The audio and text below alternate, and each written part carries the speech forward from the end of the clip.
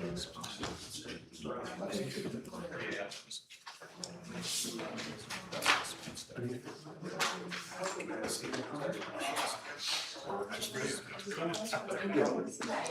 was like, wait a minute, this is somebody. Is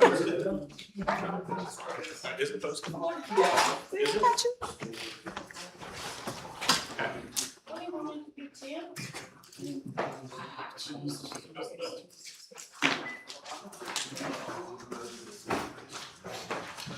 All right, I got 7.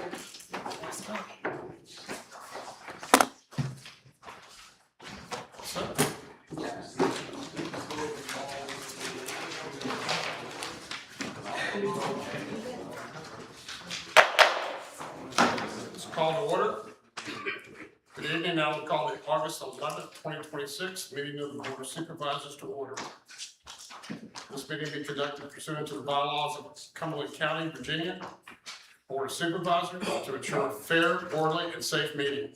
Excerpts from the bylaws pertaining to the public conduct during the meeting have been posted outside for your review. Ms. Branch, please call the roll. Mr. Hamlet. Here. Mr. Newman. Here. Ms. Tyree. Here. Mr. Spencer. Here. Mr. Songs. Here. Thank you. Welcome, and please join me in pledge of allegiance. Pledge allegiance to the flag of the United States of America and to the republic for which it stands, one nation, under God, indivisible, with liberty and justice for all.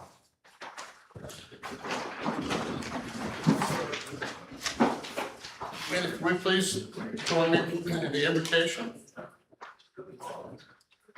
Heavenly Father, as we gather together this evening, we ask for your spirit of unity to be present among us.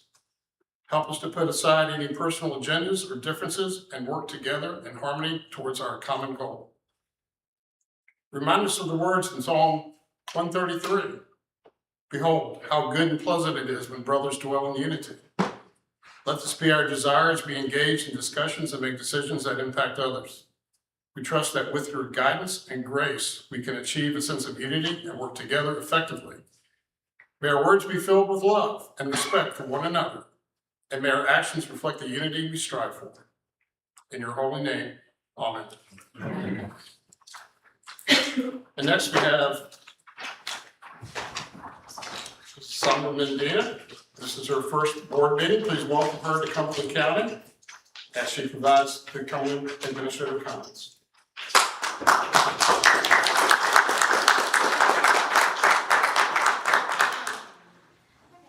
Thank you for the warm welcome. Before I get into my other comments, I just wanted to take a moment just to thank the board, county staff, and everyone in the community for such a warm welcome. Last Monday was my first day, so just getting full into the swing of it, and I just thank you for the warm welcome. For those that may not know me or haven't gotten the chance to meet me in person yet, I grew up just next door in Powhatan County on the western side on a farm, so very used to the rural lifestyle, and I have a background in local government administration and community development. So I'm just grateful for the opportunity to now serve in Cumberland County and serve the community as county administrator. So I'm excited to be here, and I look forward to working with the board, our staff, and the community. So thank you. Okay. So I would like to congratulate Sierra Morris, our Chief Deputy Clerk of the Circuit Court, on being our August Employee of the Month. Sierra has served in the clerk's office since 2021 and was promoted to Chief Deputy Clerk in December 2025. She is recognized for her strong work ethic, extensive knowledge, and willingness to assist both her co-workers and the citizens of Cumberland County. So congratulations, Sierra, and thank you for all that you do for Cumberland County. Next, I have the Cumberland County Animal Control Team has received the No Kill Award from the Best Friends Animal Society. This recognition reflects the dedication, compassion, and the tireless work of our shelter staff, volunteers, and community partners that we have. Receiving this designation and maintaining that no-kill status means that 90% or at least 90% of the animals entering the shelter are saved and placed into loving homes. So great work to our animal control team and partners on that. And the next update that I have is for the STARS project. I have an update on that. So the Virginia State Police representatives met with county staff to discuss the STARS project. The radio communications tower behind dispatch is scheduled to be assembled next week. So stood up with the VSP installers on site, and a crane arriving August 18th through the 19th. They're just pinpointing that specific date. So you can expect to see that tower going up. VSP is hopeful that Cumberland County will be fully transitioned to the system by the end of the calendar year. So that's exciting news. Over the coming months, we will be working with VSP to equip our vehicles and apparatuses, as well as dispatch with any necessary radio equipment, and training will also be provided during that part of the transition. So, and then lastly, we have Darren Hurley, our coordinator of emergency services, and he has an update on the Cartersville Fire Department helipad. Darren's come up. Thank you. I just wanted to update the board real quick about the helipad location at Cartersville Volunteer Fire Station. You got a slide for me, please? Oh, sorry. Okay. Just to be mindful that September 12th is the ribbon cutting ceremony for that. I feel like this is a milestone achievement for Cumberland County, having this as the first helipad location that's safe for medevac services to respond to the county. It's going to be stationed right behind the Cartersville Fire Station, and no taxpayer money was involved in it. This project. It was all private donorship and people participating to coordinate all this, a lot of volunteer work. So I just had a couple slides here real quick just to show you drone footage of what it looks like as you approach it. It's 50 by 50 cement pad. There'll be some markers for it. The top right of the screen, the red top building's the fire station. The road that you see in the middle of the screen is Route 45, Cartersville Road.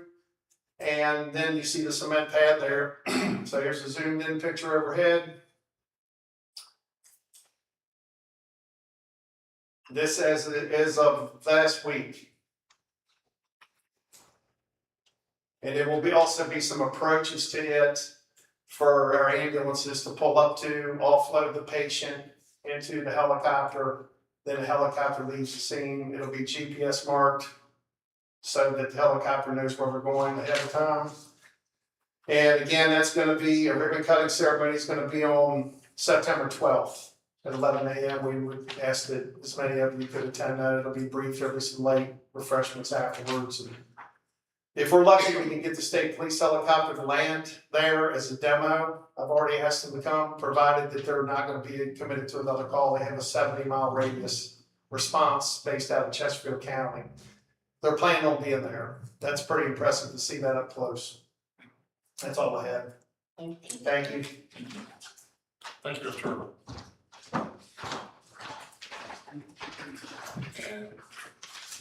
That was it for me. That's it. Thank you. Thank you. Again, welcome County Administrator. Next is the approval of the agenda, Mr. Chairman, if I may, if you may. I would like to make a motion to amend the agenda to include a resolution in relation to the proposed Dominion Cumberland Energy Project. Okay, a motion has been made. Do I have a second? Second. Mr. Hamlet, Aye. Mr. Newman, Aye. Ms. Tyree, Mr. Stimpson, Aye. Mr. Saunders. Please notice branches will be under new business, item C, comprehensive plan resolution. And with that, do we have approval of the revised agenda? Motion to approve. So moved. Second. Mr. Hamlet, Aye. Mr. Newman, Aye. Ms. Tyree, Mr. Stimpson, Aye. Mr. Saunders. Thank you. Next is the public comment period. This is for agenda items only. Only individuals who've signed up for the public comment period will be allowed to speak and call upon by the chairman. Members of the Board of Supervisors or county officials will not respond directly to questions asked during the public comment period. Instead, answers will be directed through the county administrator at a later date. excuse me, please provide contact information on the sign-up sheet for all proper responses by the county administrator. And we had one sign-up, but she has struck from that, so we'll skip this particular agenda item. Now consent agenda, Ms. Branch. Okay, members of the board, the items up for consideration under your consent agenda are your approval of bills, as well as your approval of minutes from the July 14th through the July 29th meetings. The board members, a few minutes to look through.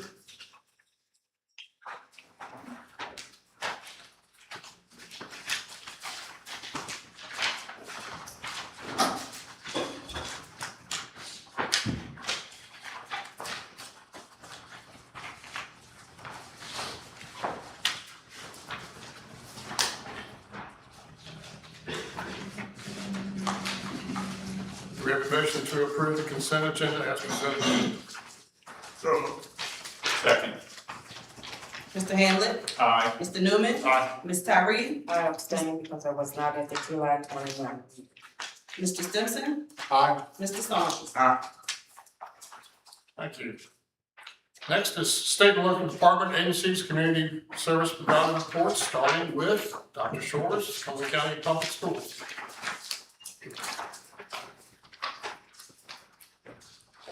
Good evening. Thank you for the opportunity to share what's been going on in the schools. The first slide I have for you is band. So our band students came in for 1 week in that awful heat.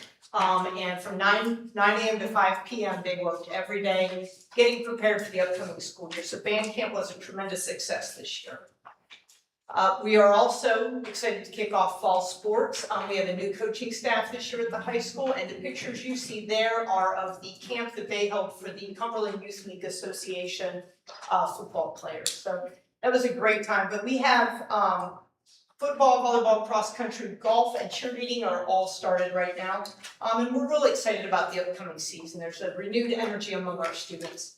And then of course, first day of school, but leading up to that, we had convocation on July 29th. This year's theme for our school division is Write Your Own Story. It's a new chapter in Cumberland County Public Schools, and for each of those students who are pursuing the skills that they need to be successful. Our convocation speaker this year was Mr. Larry Pugh from Newcastle, Pennsylvania. He shared his personal story. He spoke about his education, and as he described it, he had 5 elementary teachers who saved him. He is third generation removed from slavery.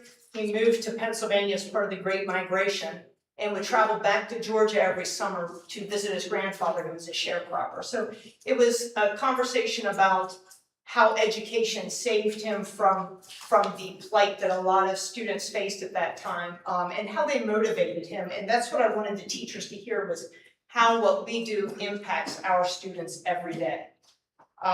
He's in addition to all of that, so overcoming everything, in 1998 inductee into the College Football Hall of Fame and was drafted by the Cleveland Browns. After an injury ended his football career, he chose to pursue a career in education and did that for almost 30 years. So it's a powerful reminder of the lasting impact that education can have on our students, whether it's directly or indirectly. So that was an important thing, and I've gotten a lot of positive feedback from the teachers. They said, don't spend a lot of money on a motivational speaker, we'd rather hear someone that keeps it real.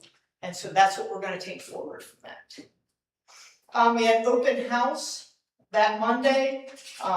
It went really well. We had a lot of people show up, probably more than I've seen in the past. It was standing room only in the hallways, and the parking lot was full. So a lot of community outpouring and a lot of community participation, and I just hit something. So I don't know what I did. You'll have to fix that, Tiana. Sorry. But the first day of school, we had a real smooth transition. We are working on some traffic flow concerns down at the elementary school. That just seems to always be a trouble spot. But we have a lot of parents that drop off their kids the first day. And at the end of the school year, we're going to be looking at a potential solution to that problem. I spoke with Sheriff Hodges the other day, and he gave me a couple of suggestions we're going to look at. We have some campus improvements going on. The elementary school roof, we are excited to say that the estimates that we had been given of $450,000 or $1.4 million to put metal on were inaccurate, or at least not even close to what it was gonna cost. So the contractor that won the bid said about $289,000 to re-shingle the roof.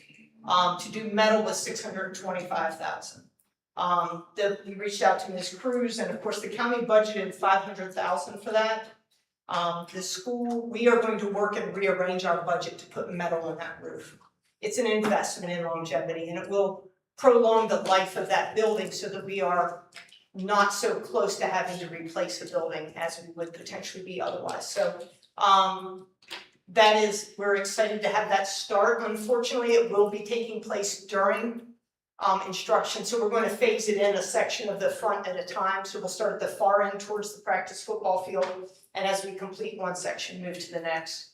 And that is with replacing some damaged roofing material under those shingles from the years that we've been waiting to replace that roof. Some of the materials under there have been rotted, so they're having to replace a lot of that plywood and stuff too. But that will be starting in the near future. Also, we've put some smaller bleacher sections over on the visiting side of the football field, because we typically have to move from baseball, softball to football or back again. And with that new track surface, that's not good for that surface. So we've purchased bleachers to put on the visitor side of the football field. Our maintenance staff is putting those together this week. An exciting, for me exciting, new program we're doing at the schools. I have asked our central office staff to spend 20% of our time in schools. So, for instance, today, Dr. Jamerson went down and read to students at the elementary school. Yesterday, I subbed in a classroom. Today, I went in and helped administration with some classroom observations. I know Dr. Hoyt is going to be going in and covering some classes and doing some things. So we're all going to spend some time and support our staff and our students, because if we're not there, sleeves rolled up and in the trenches with them, we're not relevant to what's happening in our schools. So that's a real big focus for us this year. I have monthly radio spots coming up, just wanted to make you aware. The third Tuesday of every month at 9 a.m. I'll be on WVHL, and the third Wednesday of every month at 8 a.m. I'll be on WFLO. So just tune in and you can hear what's going on in the schools. We had our first meeting to plan our 9/11 Remembrance Ceremony. I think the meeting went really well. We're going to revisit that about 2 weeks prior to that event. And Mr. Hurley has sent some information about, maybe potential lineup setup so that it can be not only aesthetically pleasing for our drone person that's going to take pictures, but also practical in case there's an emergency and our first responders need to get out of there. So I hope you all will mark your calendars and plan to attend. That'll start about 9 o'clock on the 11th of September. We'll see you then. Thank you all very much. Good report, thank you. Next is Mr. Brian Locker. He's not here. Good evening, board, Republican County Administrator. I'm Scott Frederick with VDOT. Normally Brian would be here. He's doing an acting role in Halifax, so he'll be back in about 90 days. So until that time, you're stuck with me. So I'll try my best to take good care of you, certainly will. I wanted to start off my presentation, hopefully I have the right button. There we go. By saying thank you, the Cumberland County School Board, I don't know if they're still here, they recognized our area headquarters in Cumberland this last week with a certificate of appreciation, I think you call it. They recognized the headquarters. It said on the certificate, I put it on the screen here, for demonstrating commitment to safety by ensuring roads remain clear, passable throughout the winter, enabling students and staff to travel safely to and from school. So that meant a lot to the area headquarters. Last winter was a hard winter, and they did a great job keeping the roads clear, but everybody was looking forward to spring. So, but that meant a lot to them and us as well. But thank you to the school board and all our county partners for that recognition.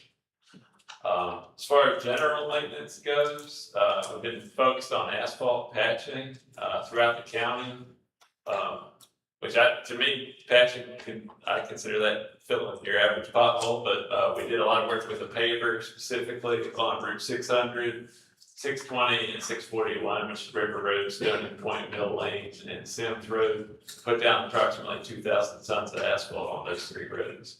So that's kind of in addition to our normal pothole patching. We've been mowing continuously. It seems like the rain and the sunshine has made the grass start to take off and really thrive later in the year. The spring was pretty easy to handle, but we've had to just keep our mowers going to keep sight distance, especially on the secondaries. So watch out for our mowers.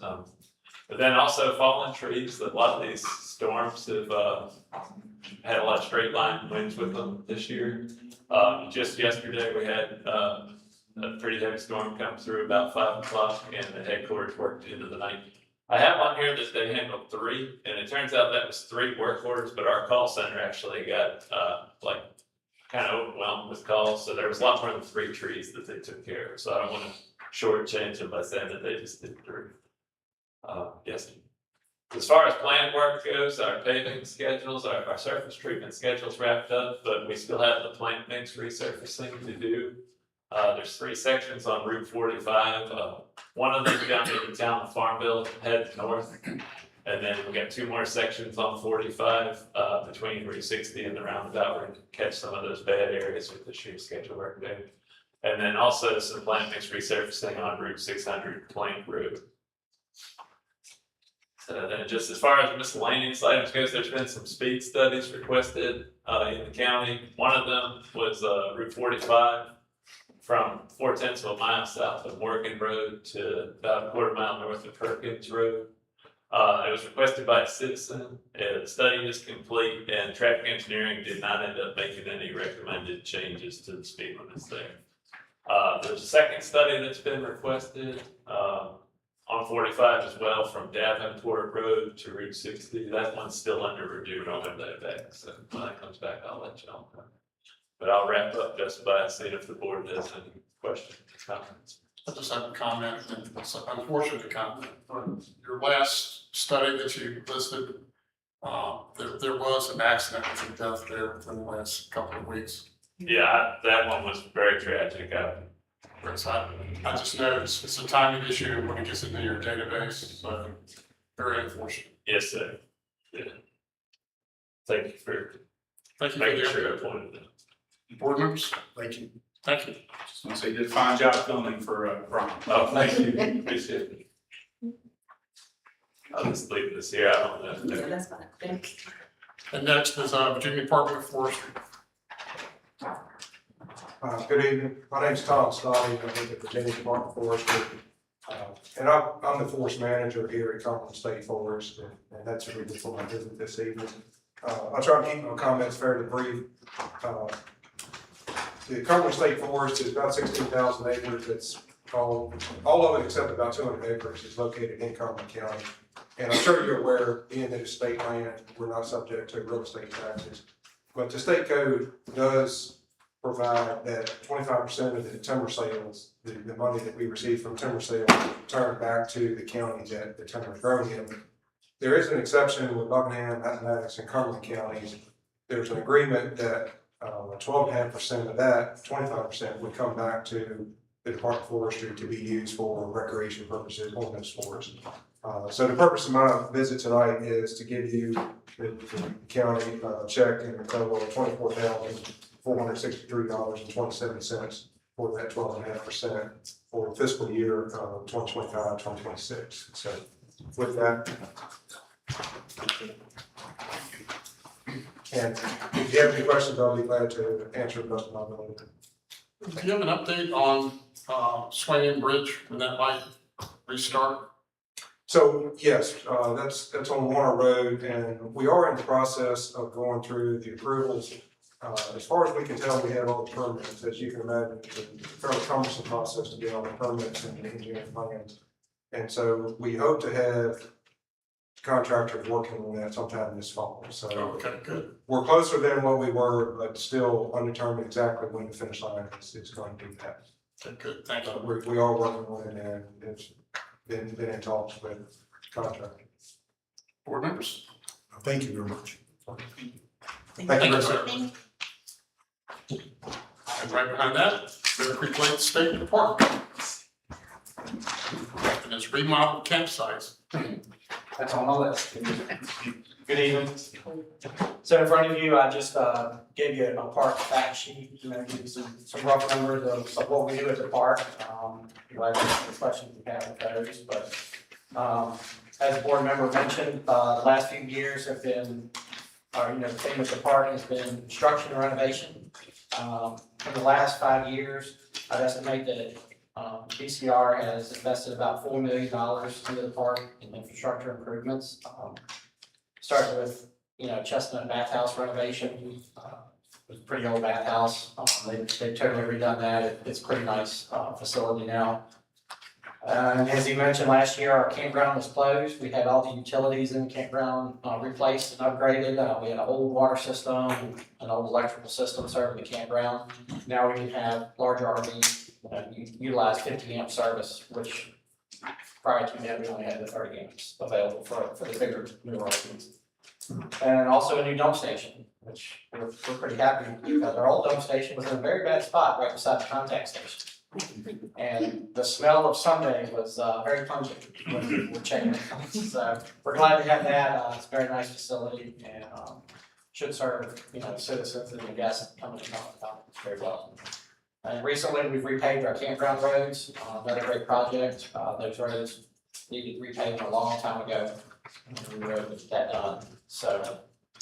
And lastly, we also had a bunch of cabin renovations, new flooring, kitchen countertops and sinks. We put marble on the kitchen countertops and sinks. It really looks nice and should last a long time with, less maintenance costs. And next, coming up, we're getting ready to remodel our other bathhouse in the campground over in Acorn Loop, which is next to the office. So that'll be two pretty much brand new bathhouses for our campground. And so we're really looking forward to that. And that's all I had, unless y'all have any further questions. Are you still open to Eagle Scout projects in the park? Yes, yeah, we get those from time to time. They can contact anybody at the park or myself, and I'll put them in contact with my ranger who handles those projects on an annual basis. Thank you. Yep. Appreciate it. Good update. Thank you. Next, Ms. Cruz with finance report. Good evening, members of the board. Starting on page 20 of your board packet, you'll find the monthly budget report. As you all recall, in July, the reports look quite different than they typically do. This is not a 12-month period, but it's actually a 13-month period. So it includes FY26 plus 1 month of FY27. That's just due to the transition in our budget years. So next month in your budget, in your board packet, you will see 2 reports that will include July and August, and they will be true-up numbers. But if you have any questions, I'm going to answer those. Any questions from board members? All right, so we have a motion to appropriate the funds as presented. So moved. Second. Mr. Hamlet, Aye. Mr. Newman, Aye. Ms. Tyree, Mr. Stimpson, Aye. Mr. Saunders. On page 30 of your board packet, you'll find a request to appropriate funds for FY27.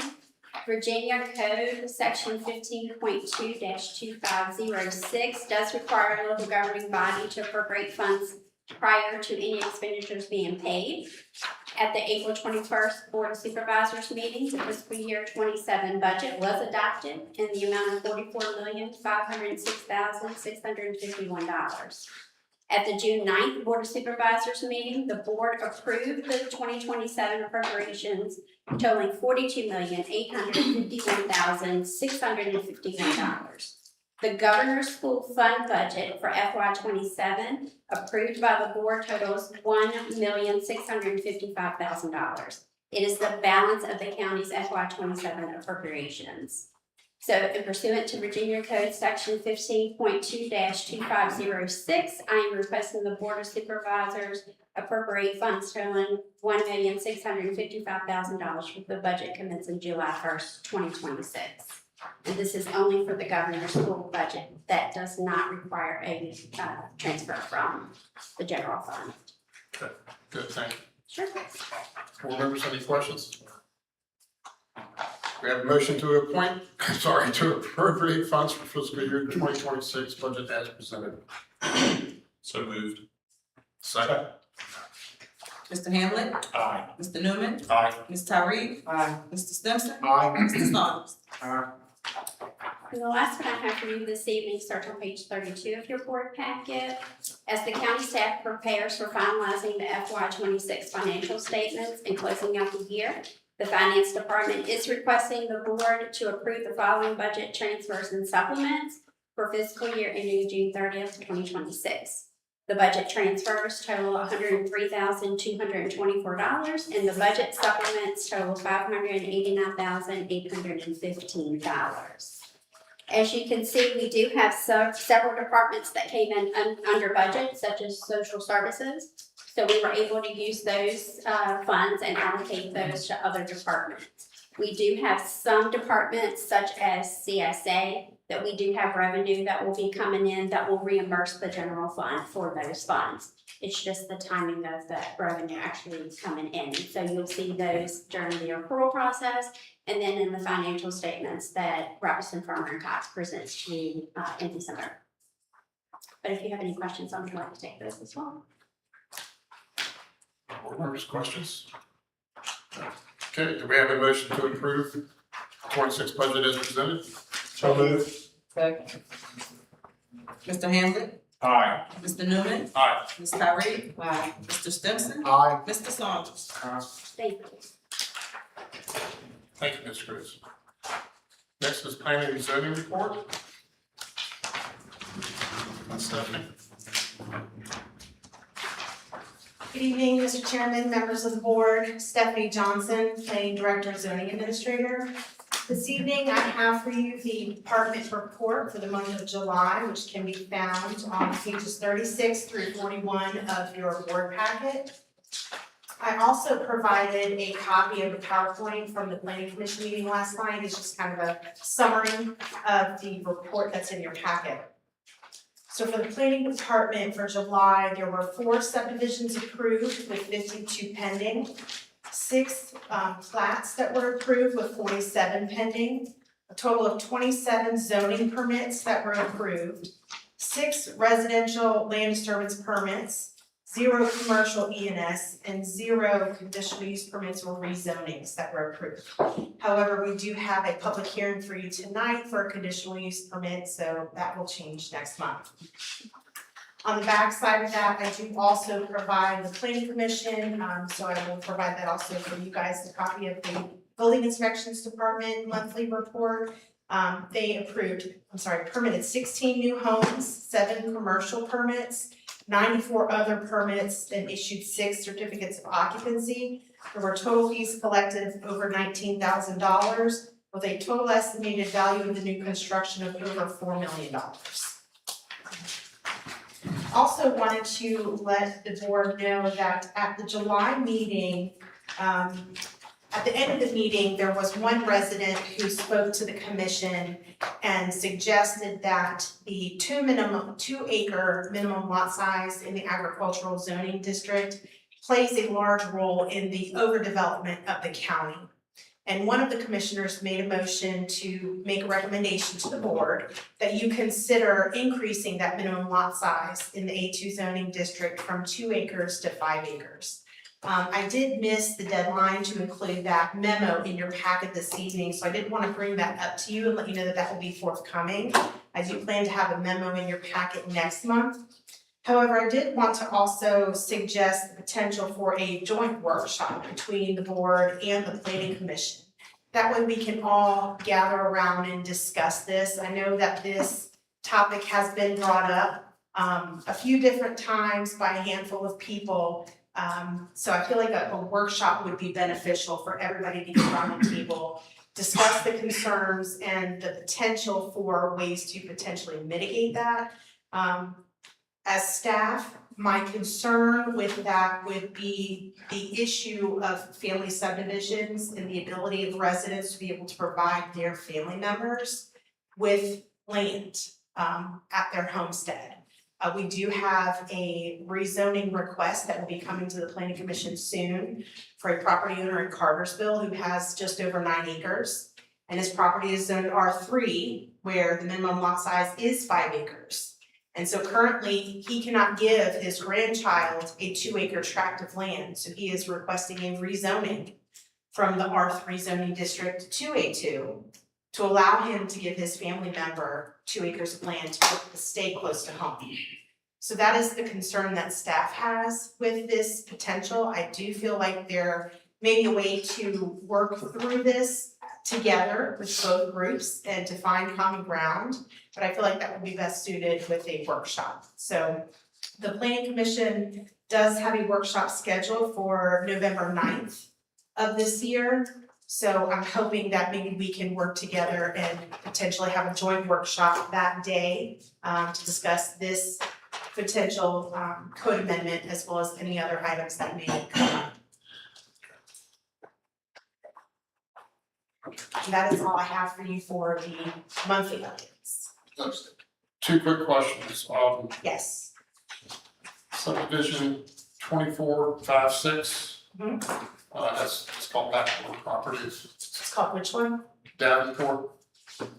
It's on Davenport Road. Yeah, so Davenport forms a line between District 3 and 4. Mm-hmm. Do you know which side it's on? I believe it's gonna be, I'm sorry, I think it's 3. I believe that is correct. If I remember this, is this the 9 lot subdivision? Does it have it on there? One's 10 lots and the other one's 2 lots. So the 9 lot subdivision, I believe, is on the north side of Davenport Road, which would be District 3. Okay. I'm just tired of you're familiar with that. Okay. And then the other one,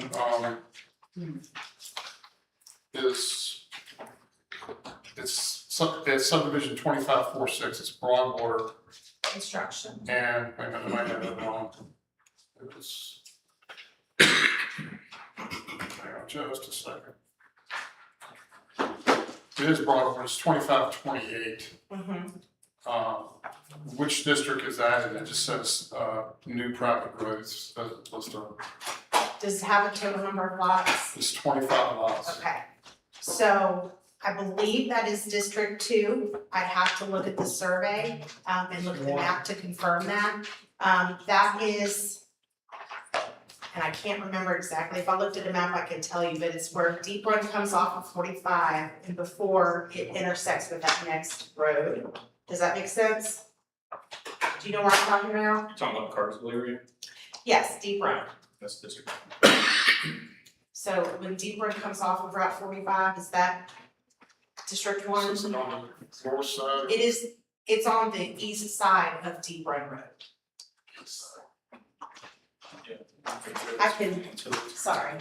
Yeah, it would all be, and it is in District 1 because actually, I'd have to look at a map to confirm because, And sorry. we won't hold you up. That's actually. It is District 1. Is this Deep Run here? That's, not on this end. This is Deep Run, correct? Okay, so it's actually in District 2 because it would be on the right-hand side. I can look at the survey though and confirm, Okay, thank you. yes. And then you have another item? I do, yes, sir. Item F2, Planning Commission appointments. So in 2025, the Planning Commission was left with a vacancy in District 5. That term is set to expire August 31st. Mr. Kevin Meadows currently serves the Planning Commission as an at-large member, although he lives in District 5. His term is set to expire the end of this calendar year. Staff is requesting that the board appoint Mr. Meadows to a 3-year term to the commission as the District 5 representative with a term commencing September 1st and expiring August 31st. If the board does agree and appoint Mr. Meadows as the District 5 representative, then the vacancy on the commission will now become an at-large. Staff has received numerous volunteer applications and the commission has vetted those applications. Based on the feedback from the commission, staff recommends that the board appoint Sean Michael Reed to the commission to serve the unexpired term of Mr. Meadows, which is set to expire December 31st of this year. And staff will also request a reappointment of Mr. Reed at the December 2026 meeting of the board. So it's two-pronged request. We do want to request that the board appoint Mr. Meadows to a 3-year term as the District 5 representative. And then if that motion passes, then staff would request the board appoint Mr. Michael Reed to the commission to serve the unexpired term of Mr. Meadows, which would expire December 31st of this year. Do we have a motion to appoint planning commission members Kevin Meadows and Mr. Michael Reed? So moved. Second. Mr. Hamlet. Aye. Mr. Newman. Aye. Ms. Tyree. Mr. Stimpson. Aye. Mr. Saunders. Thank you. Thank you very much. Now on to county attorney's report. Mr. Chairman, I have nothing to report this month. Thanks, sir. We have no old business or on to new business. The first item is appointment of DSS board member. Yes, members of the board, the term for our local Department of Social Services District Representative Liz Dunn. Her term has expired at the end of June 2026, and she has not expressed an interest in renewing that. So I remember at our last month's meeting, we discussed that there was a vacancy, so Mr. Stimpson has since then recommended Ms. Faye Honeybine, who was in the audience, to fill that spot for Liz Dunn. So if you all agree to appoint her, the term will obviously begin August of 26th and will end July of 2030. And I'll take any questions.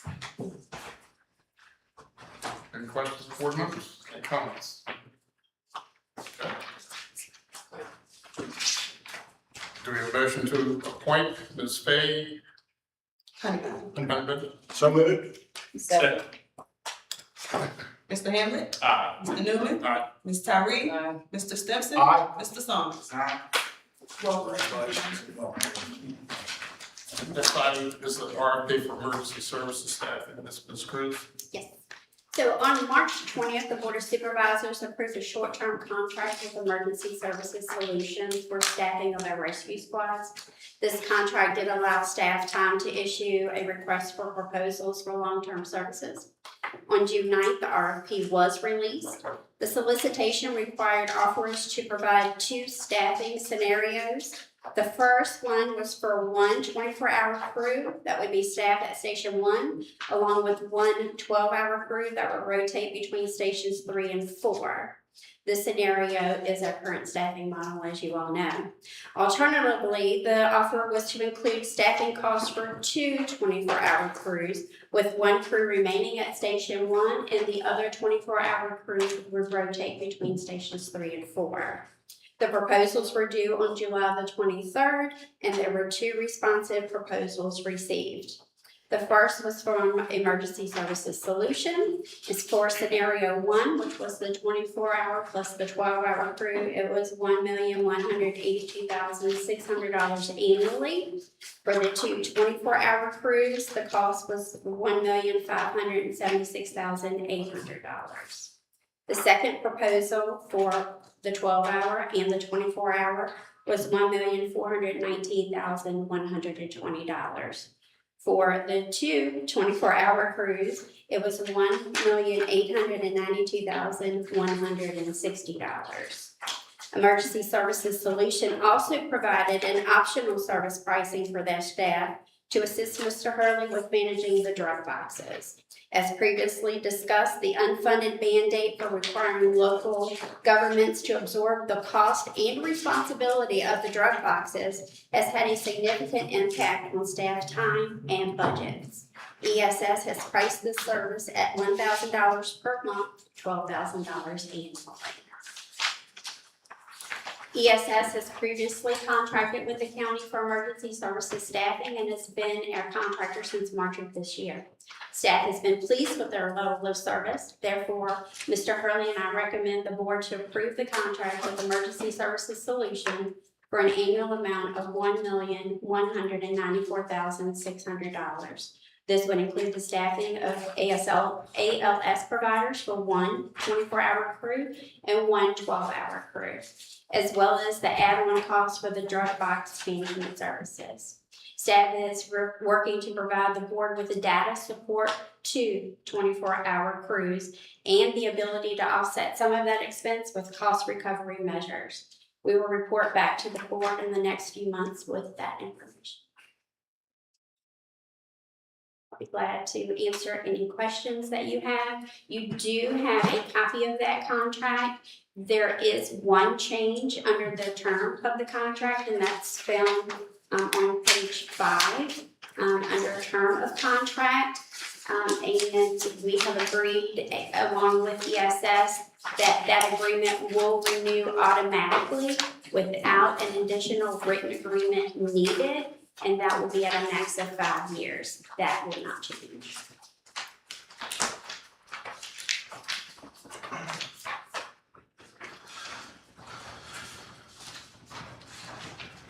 Any questions, comments from board members?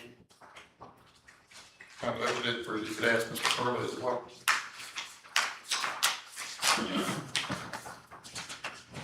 I'll give you a few minutes.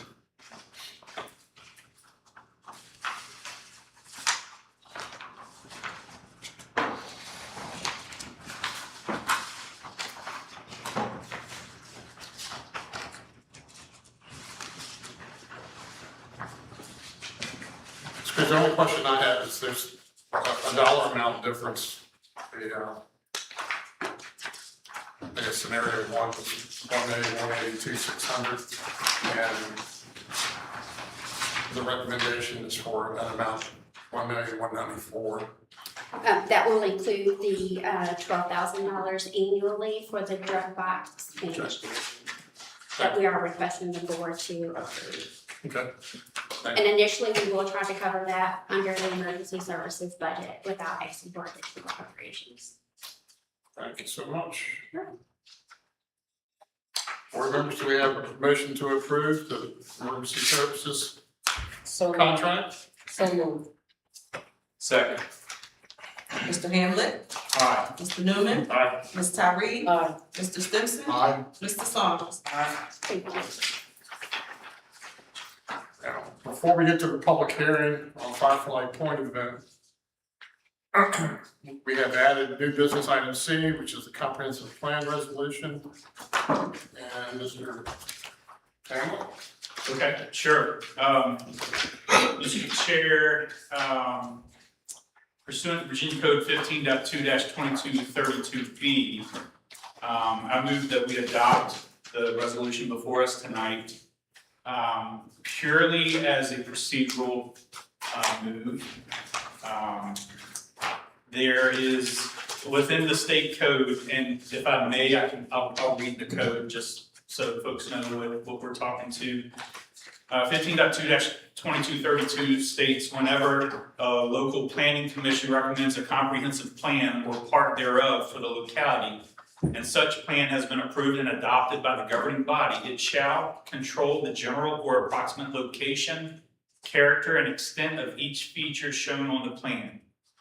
Thereafter, unless a feature is already shown on the adopted master plan or part thereof, or is deemed so under subsection D, no street or connection to an existing street, park, or other public area, public building or public structure, public utility facility, or public service corporation facility, other than a railroad facility or an underground natural gas or underground electric distribution facility of a public utility is defined in subsection B of 56-265.1. Within its certified service territory, whether publicly or privately owned, shall be constructed, established, or authorized unless and until the general location or approximate location, character, and extent thereof has been submitted to and approved by the commission as being substantially in accord with the adopted comprehensive plan or part thereof. Part of the Dominion proposed Dominion Cumberland Energy Center project part of their couple application, asked that the planning committee, or that the county, basically says that it's substantially in accord, with that area when it comes to comprehensive plans. So when they submitted their application, that gets to part B and why I feel that we should adopt this resolution. They submitted their application on, I believe it was June 26th that we received the application. Staff reviewed it and deemed it complete, I believe on July 7th. But the verbiage in the code is there's a little ambiguity there. Because it states in section B, the commission shall communicate its findings to the governing body, indicating its approval or disapproval with written reasons. Therefore, the governing body may overrule the action of the commission by a vote of a majority of its membership. I'm sorry, I read the wrong section. The code states that yes. The governing body may overrule the action of the commission by a vote of a majority of its membership. Failure of the commission to act within 60 days of a submission, unless the time is extended by the governing body, shall be deemed approval.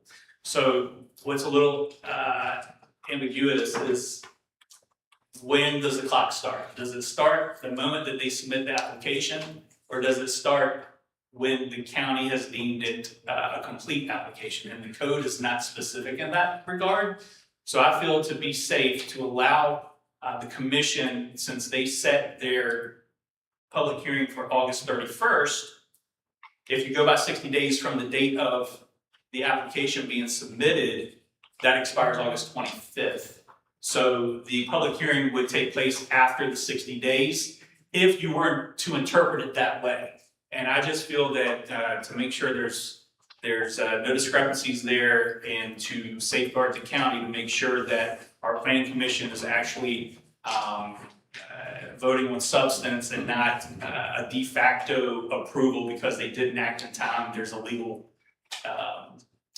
loophole there or something. I feel that we should adopt this resolution extending the commission's time, which the statute authorizes the local governing body to do, until September 30th, to give them time to have their public hearing. If they need time to set a follow-up hearing or something, they would still fall within that September 30th deadline that we could set.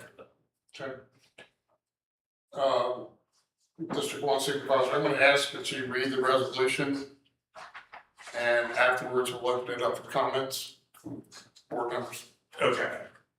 Resolution of the Cumberland County Board of Supervisors. Resolution extending the review period under Virginia Code 15.2-2232 for the Cumberland Energy Center CUP 26-03. Whereas Virginia Electric and Power Company, doing business as Dominion Energy Virginia, the applicant, has submitted an application designated as CUP 26-03 concerning the proposed Cumberland Energy Center, a proposed public utility generating facility in Cumberland County, Virginia. And whereas Virginia Code 15.2-2232 requires the construction or establishment of public utility facilities or public service corporation facilities to be submitted to the local planning commission for determination as to whether the general or approximate location, character, and extent of the proposed facility are substantially in accord with the locality's adopted comprehensive plan. And whereas Virginia Code 15.2-2232 Section B provides that the planning commission shall communicate its findings to the governing body, indicating its approval or disapproval with written reasons therefore, and further provides that failure of the planning commission to act within 60 days of a submission, unless the time is extended by the governing body, shall be deemed approval. And whereas the Cumberland County Planning Commission is presently scheduled to conduct a public hearing concerning CUP 26-03 and the associated review under Virginia Code 15.2-2232 on August 31st, 2026. And whereas the Board of Supervisors believes that a project of the size, scope, and potential impact on Cumberland County should receive full and deliberate consideration by the Planning Commission, and that the Commission's determination should be made affirmatively upon consideration of the evidence and public input rather than be expedited by operation of a statutory time period.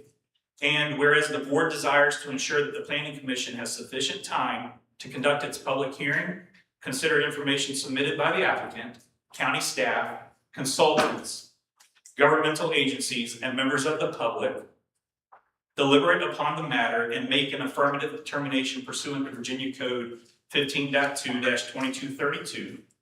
And whereas by adopting this resolution, the board makes no determination regarding the date upon which the application or request for review was legally submitted to the Planning Commission for purposes of Virginia Code 15.2-2232, and expressly reserves all positions of the county concerning the commencement or calculation of any statutory review period. Now therefore be it resolved by the Board of Supervisors of Cumberland County, Virginia, that pursuant to Virginia Code 15.2-2232B, the time within which the Cumberland County Planning Commission may consider and act upon substantial accord determination associated with CUP 26-03 Cumberland Energy Center is hereby extended through September 30th, 2026. Be it further resolved that this extension is procedural in nature and is intended solely to preserve adequate time for the Planning Commission to conduct its review and make an affirmative determination under Virginia Code 15.2-2232. Be it further resolved that nothing in this resolution shall be construed as a determination that the 60-day period prescribed by Virginia Code 15.2-2232B has commenced, or as an admission regarding the date of submission or completeness of any application or request for review. The board expressly reserves the county's position that the statutory review period does not commence until a submission sufficient to permit the review required by 15.2-2232 has been made. Be it further resolved that nothing in this resolution shall constitute approval or disapproval of CUP 26-03, constitute a determination that the proposed Cumberland Energy Center is or is not substantially in accord with the Cumberland County Comprehensive Plan, constitute approval or disapproval of the location, character, or extent of the proposed Cumberland Energy Center, constitute a finding or admission regarding the date on which the application or substantial accord request was legally submitted to the Planning Commission, or limit or prejudice the authority, discretion, rights, arguments, or positions of the Cumberland County Planning Commission or Cumberland County Board of Supervisors in any subsequent consideration of CUP 26-03 or the proposed Cumberland Energy Center. Be it further resolved that county staff and the county attorney are directed to provide a copy of this resolution to the Cumberland County Planning Commission and to the applicant, and to take such administrative actions as are reasonably necessary to document this extension in the official record pertaining to CUP 26-03. Adopted by the Full board members, questions or comments?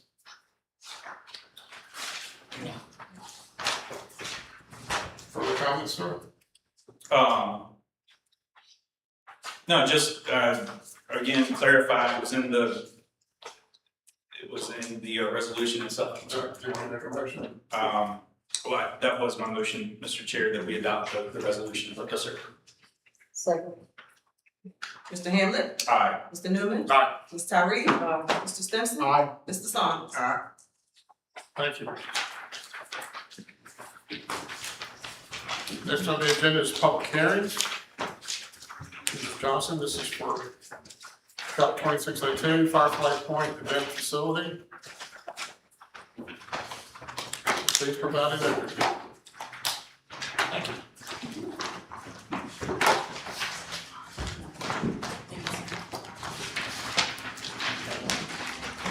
And this evening, we have conditional use permit 2602 Firefly Point Event Facility. This is a request by Andrew and Jamie Friedman for a conditional use permit on Firefly Point, which is just off of Columbia Road. The property is zoned A2. The use is currently residential, although it is zoned agricultural. They have 3 parcels that are on the property there. One has a house, one is a smaller lot that is vacant, and then we have the subject parcel for this conditional use permit application, which has an existing barn that is on the property. Here we have the vicinity map showing by the red star where the approximate property location is. We have the zoning map showing that it is zoned A2 agricultural. The comprehensive plan map from the 2023 comp plan. And then here we have the zoomed in version of that map showing the Cobbs Creek Reservoir Village Center. And again, the property is designated by the red star. Here we have an aerial map of their 3 tracks. You see the long skinny parcel is the subject parcel for this application. And we see the barn on the top left corner of the image here. We do have a current survey that was done in February of 2024. And we also have the preliminary site plan that was submitted with the application as well. The site plan does indicate potential parking areas as well as the existing barn and the water protection area for the Cobbs Creek Reservoir.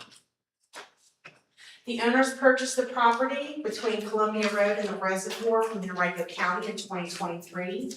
They have since renovated the existing dwelling that's on the property and hosted family and friends.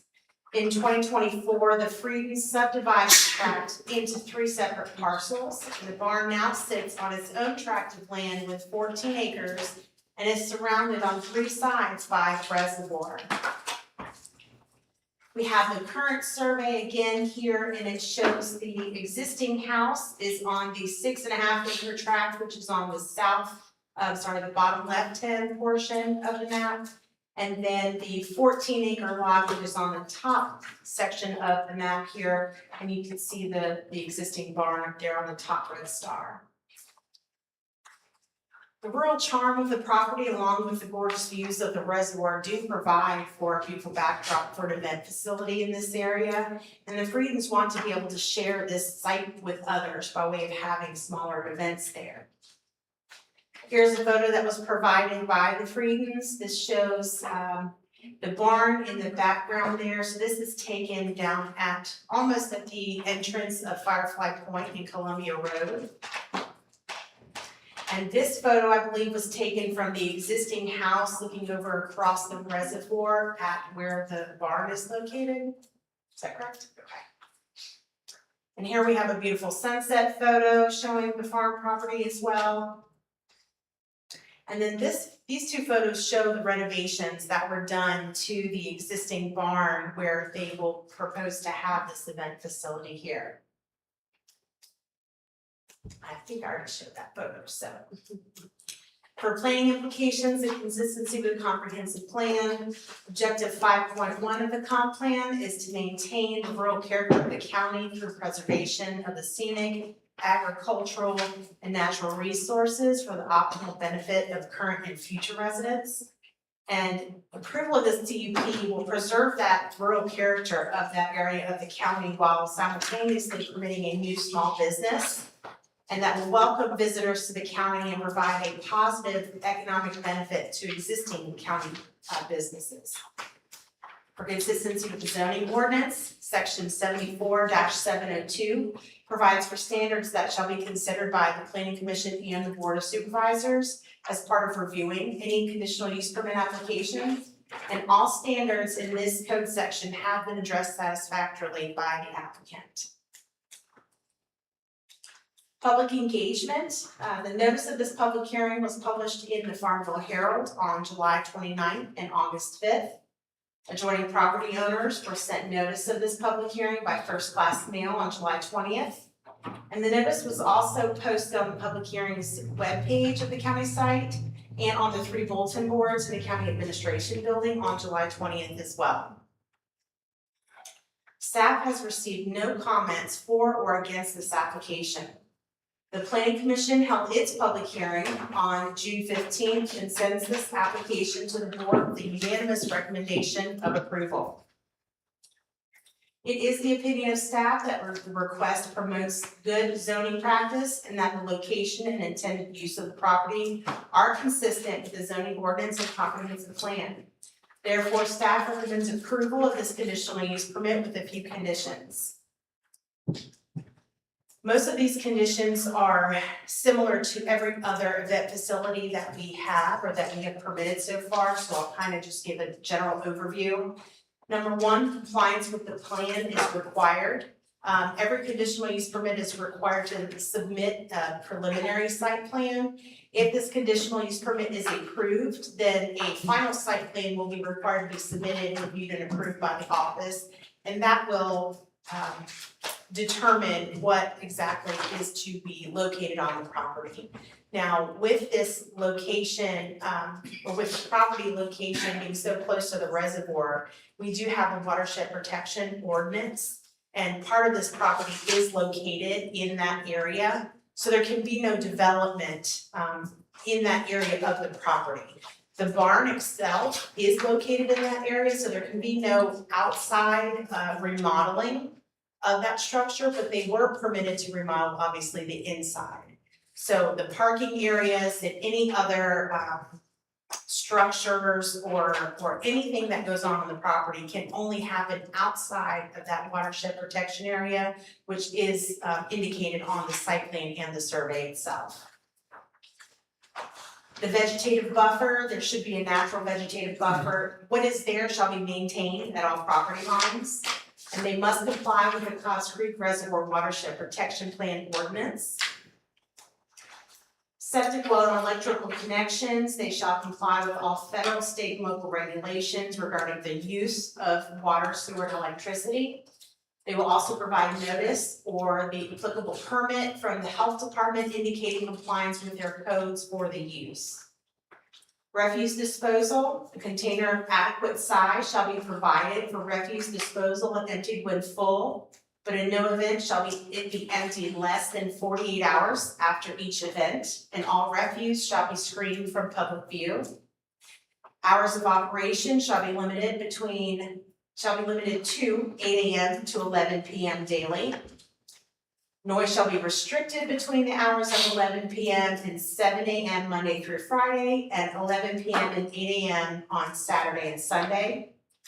The lighting shall not constitute a nuisance and shall not produce glare or spillover.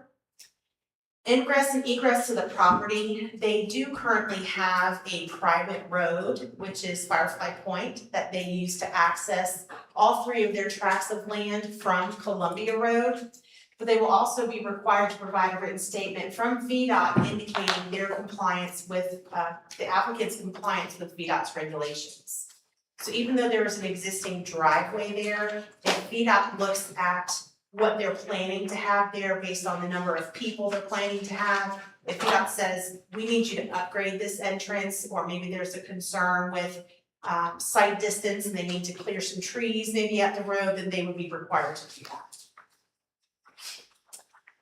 The next few are, again, general template conditions that we have in every conditional use permit application.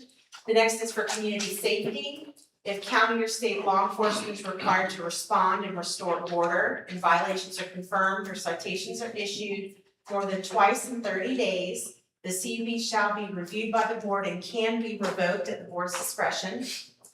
The applicant at all times shall comply with applicable federal, state, and local statutes, codes, regulations, and ordinance. Confirm violation at any time of any federal, state code, statute, code, regulation, ordinance shall constitute a violation of the CUP. And it shall terminate immediately upon the violation subject to the conditions, the condition number 12.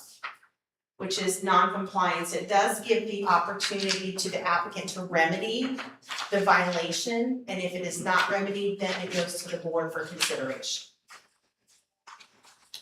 If any condition in the CUP is determined to be invalid or unenforceable or unlawful, but not affect the other conditions, and they will remain and continue in full force and effect. And then there is a renewal clause here, which means that the applicant is required to request a renewal of staff who can approve that administratively. And that would be 1 year after approval, 2 years after the last renewal, 5 years, and then every 5 years thereafter. Or if there's a change in property ownership, program provider, licensing type, or management.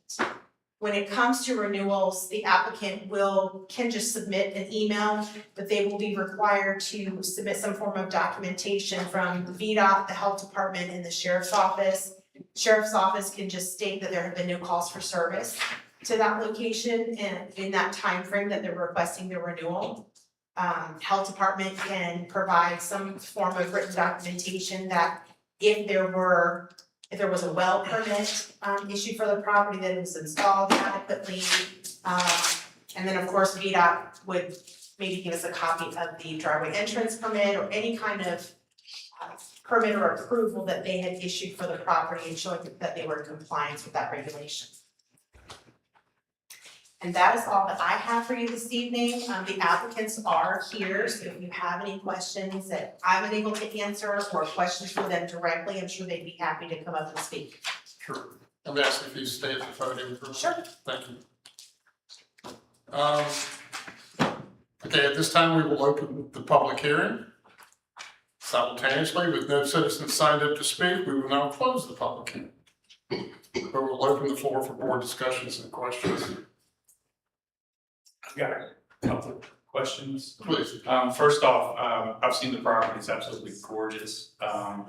You know, with the reservoir in the background, I know there's more of these events. Maybe specifically mention weddings, and that CUP or not, but I can just picture, you know, even a wedding with the sunset, and it's just, you know, absolutely taken care of. They did a great job when renovating that barn. It looks absolutely phenomenal. Our question pertains to the existing watershed ordinance, protection ordinance. I noticed there's not gonna be any structures built because that's part of the ordinance. That doesn't pertain to a temporary structure, does it? Like, for instance, you know, you got chairs outside on the lawn. A couple wants a wooden cross in the background of their wedding, you know, a temporary wooden cross or an archway to get married under. The ordinance does not forbid a temporary structure to be put in place as long as it's not a permanent structure. Am I correct? Yes, I would however point out that some people consider like buggy top sheds and barns to be temporary structures, and those do require permits, so those would not be permitted. But the suggestions or the options that you made right now, I would agree, those would not be. I just want to make sure that violations. we wouldn't nitpick when, you know, they're having an event there and there's something temporary that's not gonna be permanent. That was just something I want to clarify. No, sir. Okay, thank you. And then would it be inappropriate to ask for a Google weather forecast if we were to? Okay, all right, I won't ask that. Actually, I got a quick question. And I noticed there are no comments from any ads or anything else, but there is a Methodist church, I think it's called Oakwood. It's there, just making sure that everyone's on a friendly basis, conversations being had, that kind of thing, because if you have a wedding on a Sunday morning, something like that, could interfere with the church activities, maybe vice versa. But that's not gonna change my vote, but just to point that out, that you do have a neighbor that's longstanding church, and if you need referrals to want to talk to anyone from that organization, we can do that. So staff did notify them, they were on the adjoining property owners list, so they did receive notification of both public hearings. And they have not reached out, I have not had any communication with anybody from that property set. And I could see a scenario where they would be great partners. You know, the church might want to hold an event there. That's right. Or something, so definitely I'd like to hear that there weren't any objections from them. Any other board members, comments, questions? Okay, there were a motion to approve Cup 2602 Firefly Point Event Facility as presented. So moved. Second.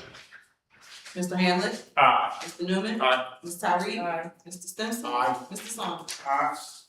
Thank you. Thank you. Finally, public comment period. Any individual signed up for the public comment period will be allowed to speak when called upon by the chairman. Members of the board of supervisors or county officials will not respond directly to questions asked during the public comment period. Instead, answers will be directed through the county administrator at a later date. Please provide contact information on the sign-up sheet for all proper responses by the county administrator. Start with Betty Myers, Deep Run Road.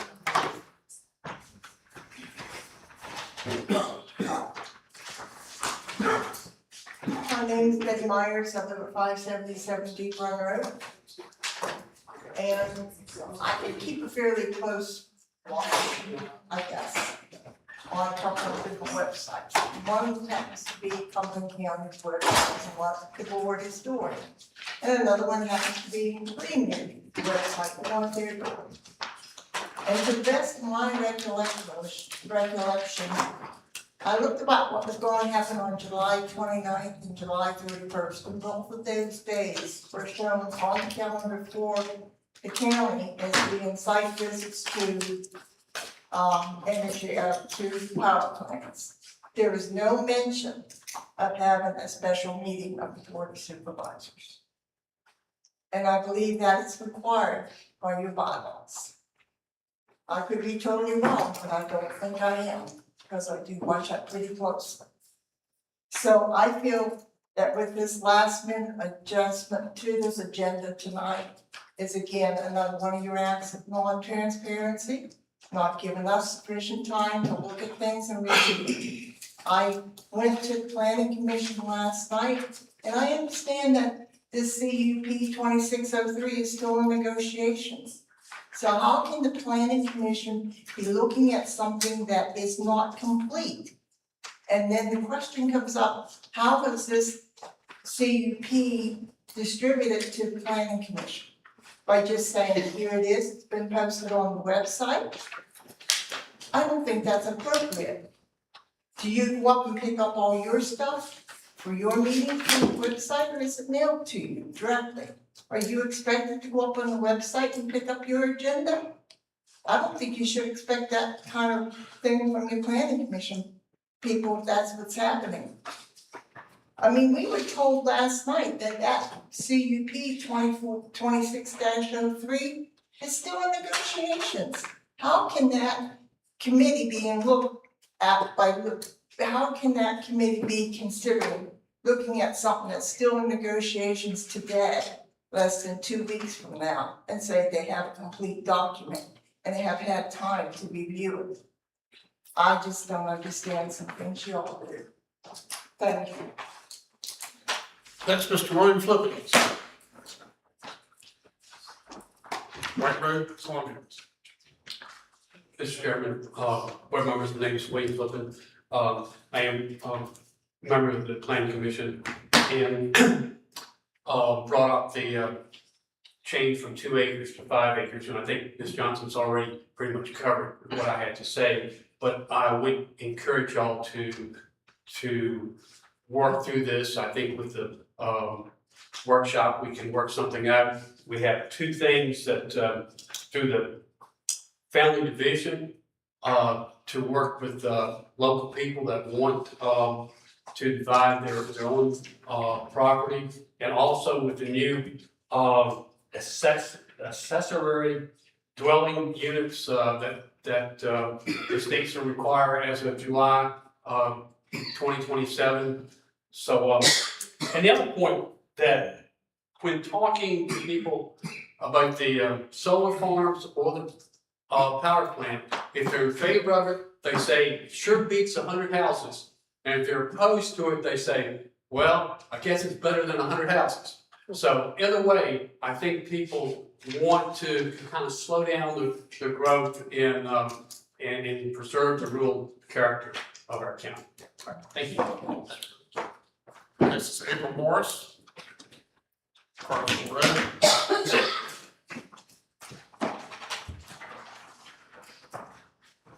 See if I can roll through 3 minutes real fast.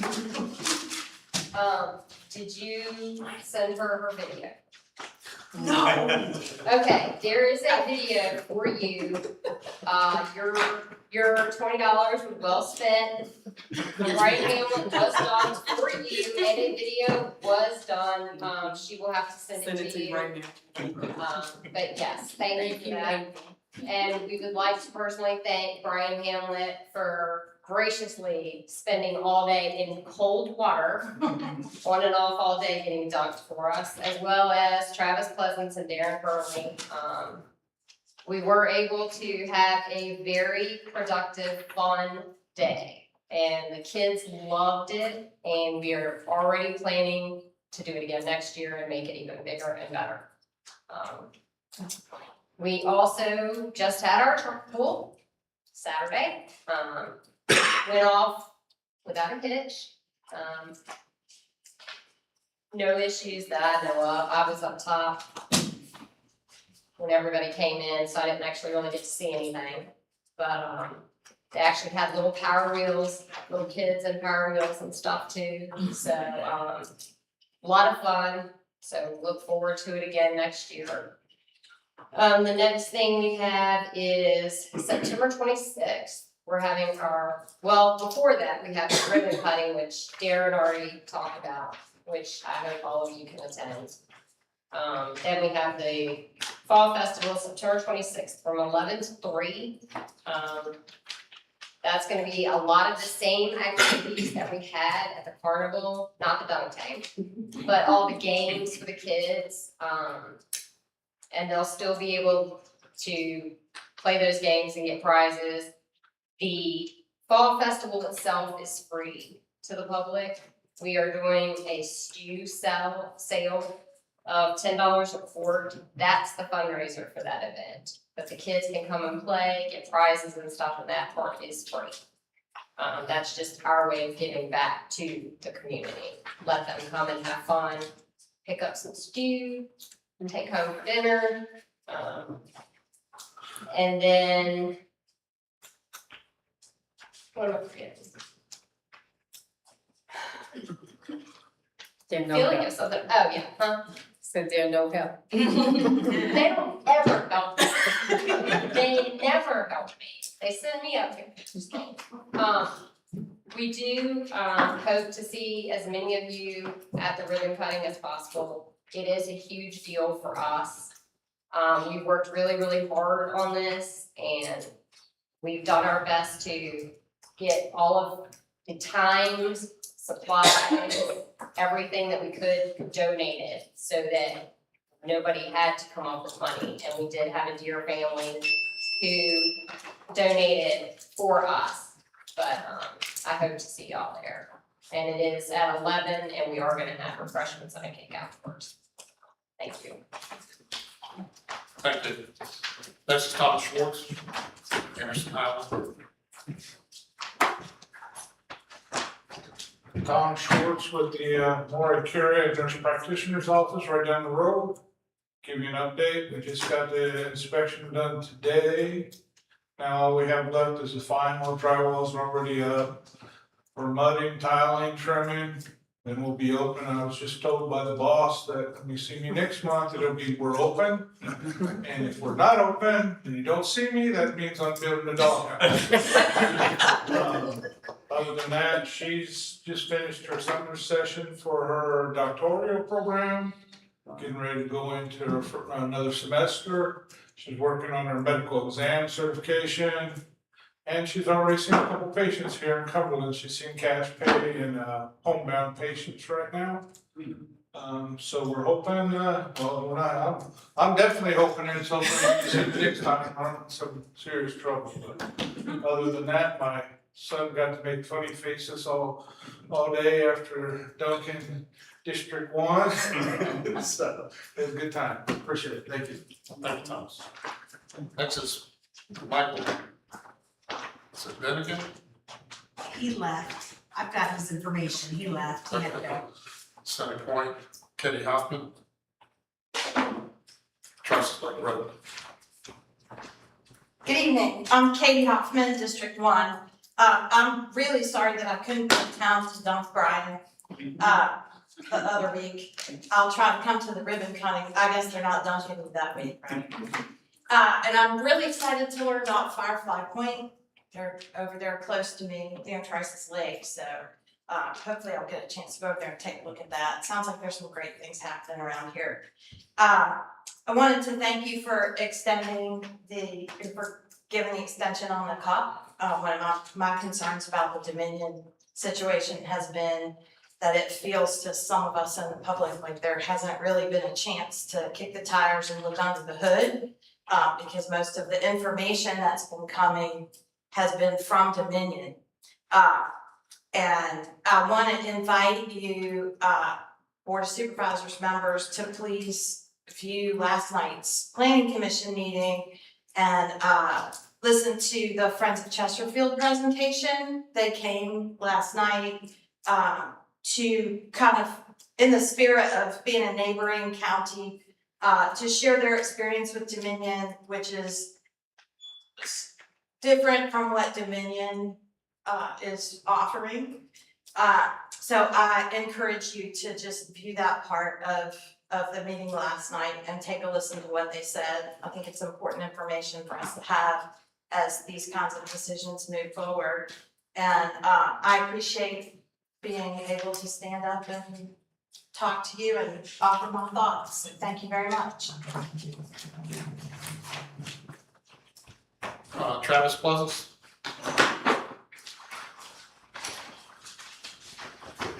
Carswell Road, extension. You'll bear with me because I'm not a public speaker. But I want to, on behalf of all three fire departments in this county, I want to thank those of y'all that passed the amendment last meeting for additional funding to help the departments. It will go a long ways to help in keeping the trucks maintained and us being able to continue to serve the citizens of this county. The other thing I have is, for years, the departments have been left out of when a project comes to this county, having a voice in different things that are needed. And so far, it's been no different with the Dominion project. We asked Mr. Jay to arrange a meeting with lawyers or with y'all before this CUP was approved, so we could have a voice in getting site tours and different things throughout the process, and it's gone ignored. So we would the chiefs and all would very much like to be heard, because we get left out very often. Thank you. And last on the list, Matt Claybrook. You with Virginia Department of Health.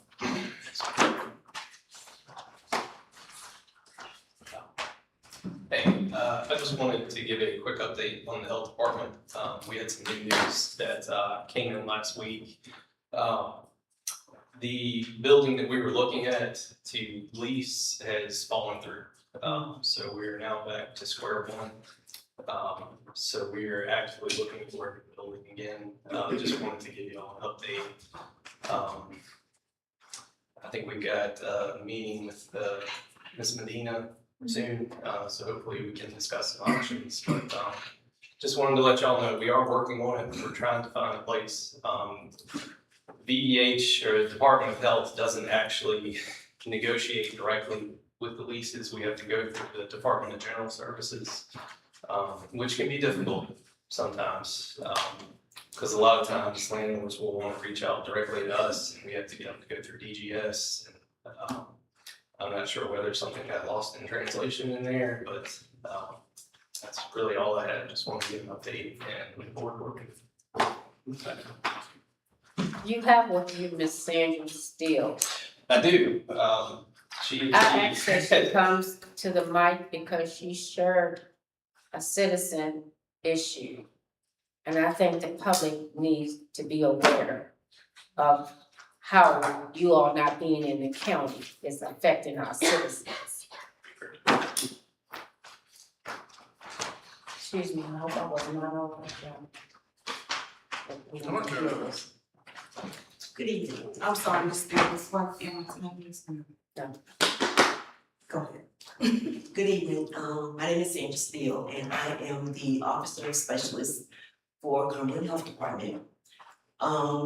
We are temporarily located at Prince Edward Health Department, which we've been there for a little over a year. And it's a hardship on the citizens of Cumberland.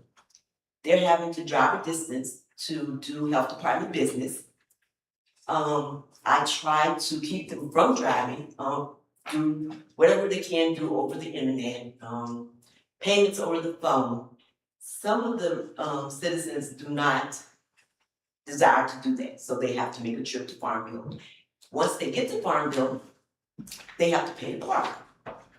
So I had an elderly couple come in, and Stephanie has been wonderful. Stephanie works so wonderful with me. We work together to try to save the citizens a trip from going back and forth county to county. The elderly couple that came in, they did not have all the paperwork they needed. So they had drove to Prince Edward. I in turn had to send them back to Cumberland. They came back to Cumberland, and then they had to drive back to Farmville. I completed their business with them, they paid for their application.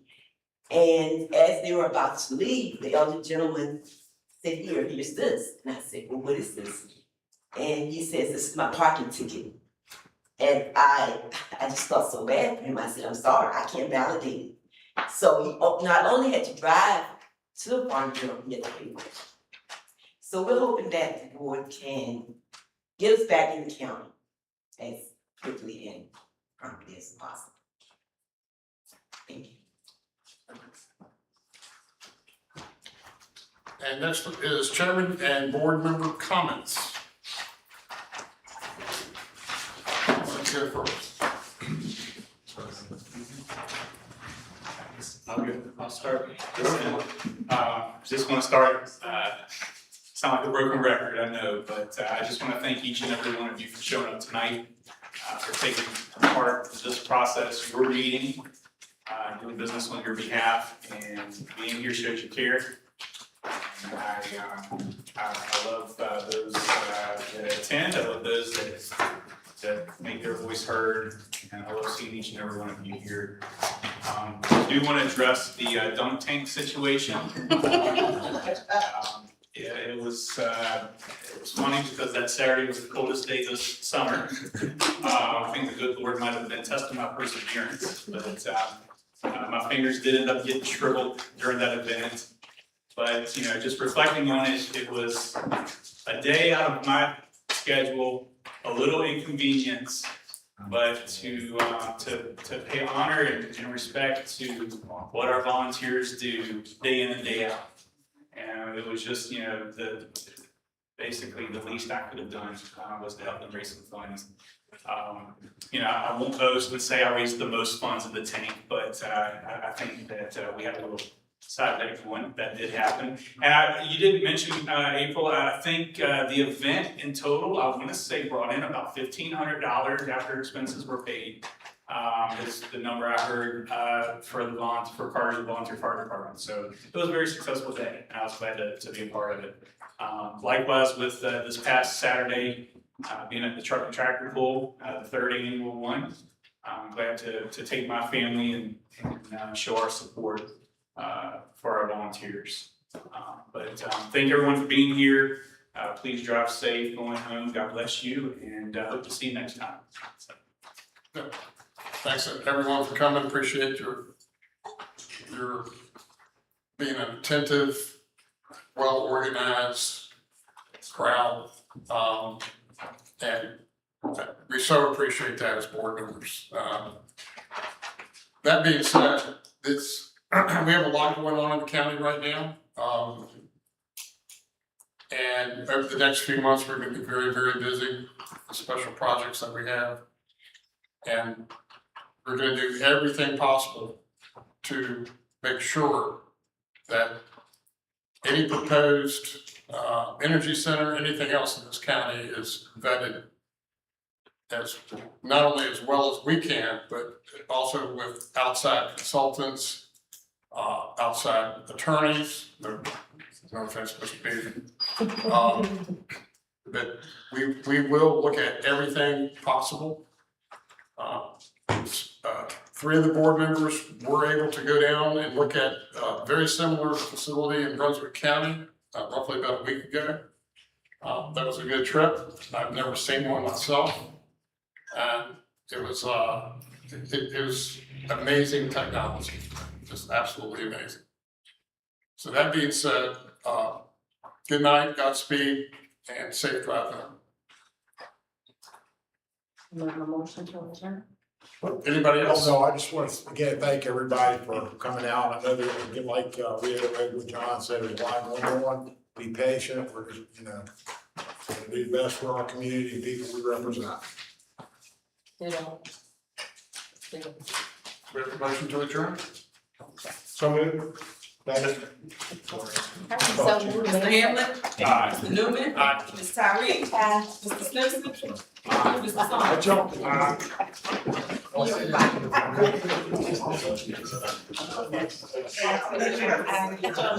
do know what you said.